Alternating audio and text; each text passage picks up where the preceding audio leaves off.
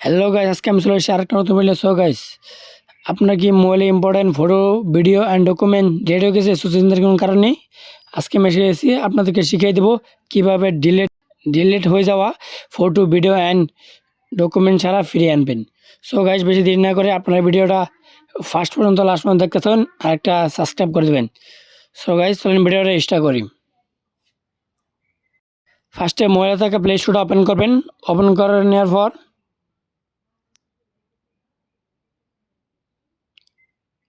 এখানে সার্চ করবেন all recovery photos.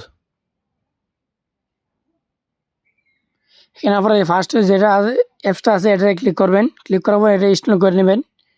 আমি ইনস্টল করতেছি।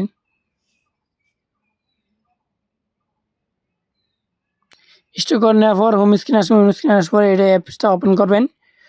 ওপেন করার পর টাইম লইব। এরকম একটা ইন্টারফেস হবে।